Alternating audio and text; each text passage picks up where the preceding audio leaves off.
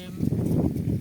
আমরা সপরিবারে চট্টগ্রামের বাঁশখালী উপজেলায় নির্মিত সিটি গ্রুপ কর্তৃক নির্মিত বিশাল চা বাগান পরিদর্শনে এসেছি।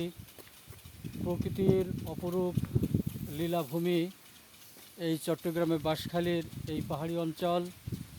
এখানে শত শত একর জমিতে নির্মিত হয়েছে সবুজের নান্দনিক চেতনায় ভরপুর চা বাগান।